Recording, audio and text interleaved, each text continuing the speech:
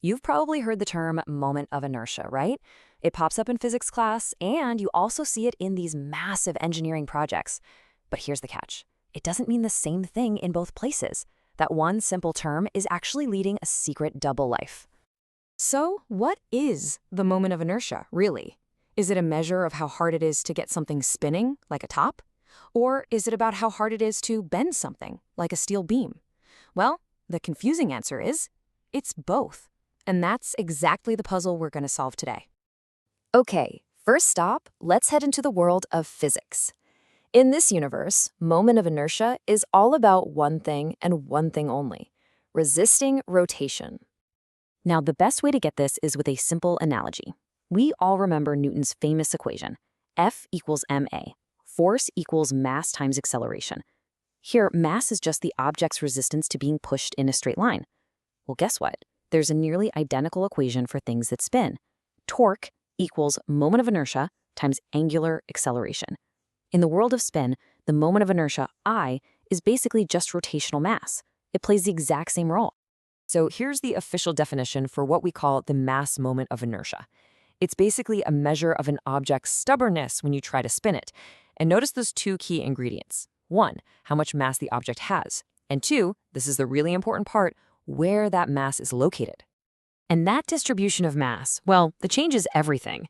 Just picture a figure skater. When she wants to spin super fast, what does she do? She pulls her arms in tight. All her mass gets closer to her center of rotation. This dramatically lowers her moment of inertia, and boom, she speeds up. Then, to slow down, she puts her arms out. The inertia goes way up, and her spin slows right down. It's the same skater with the same mass. The only thing that changed was the shape. And look, this isn't just a theory, it's something you can actually measure. In a physics lab, you'd apply a very specific turning force, that's your torque. Then you'd just measure how quickly the object starts to spin up. That's its angular acceleration. A quick bit of division, and you've got it. You've just calculated its moment of inertia. You're literally measuring its resistance to being spun. Okay, so this all makes perfect sense. We've got a clear definition for I. It's about mass, it's about spin, so it stands to reason that this has to be the same I that engineers use when they're designing bridges and buildings, right? Well, not so fast. This quote from the structural blog just throws a huge wrench in the works. It says, "Is this the parameter which is widely used in structural engineering?" The answer is no. It has, and I'm quoting here, nothing related to the terms mass or inertia. Whoa.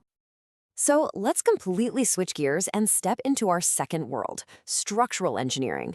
In this universe, I isn't about getting something to move, it's about keeping it from moving at all. Specifically, keeping it from bending. So meet the other I, the area moment of inertia. Sometimes it's called the second moment of area. And notice that key word, area, not mass.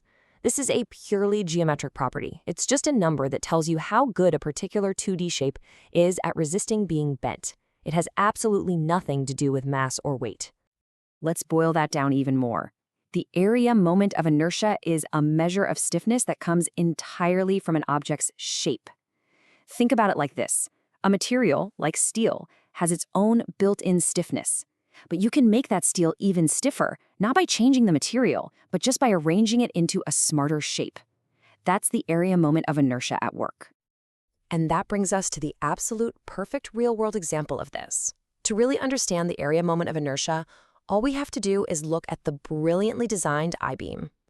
So why this shape? Why an eye? Why not just use a big, solid square of steel? I mean, that would be strong, right? Yeah, but it would also be incredibly heavy and a huge waste of material. The eye shape is a work of pure engineering genius, and it's designed to do one thing: maximize its resistance to bending. Here's the magic behind it. When you bend something, like a ruler, the top surface gets squeezed together, and the bottom surface gets stretched apart. That's where all the stress is. But the stuff right in the middle, the neutral axis, it's hardly doing any work at all. So the I-beam's design is just brilliant. It takes out all that lazy material from the middle and puts it on the top and bottom where it can do the most good resisting that bending force. And this is the beautiful result. You get a shape that's incredibly resistant to bending. It has a really high area moment of inertia, but without all the extra weight and cost of a solid beam. This is why you see them literally everywhere in construction. It's just pure geometric efficiency in action. Okay, so we've just met two completely different concepts that somehow ended up sharing the exact same name. So let's put them side by side to make this distinction crystal clear, once and for all.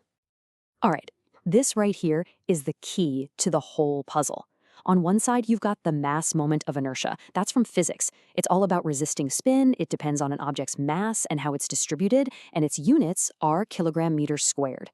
On the other side, you've got the area moment of inertia. That's from engineering. It's all about resisting bending. It depends only on the cross-sectional shape, and its units are weird, meters to the fourth power.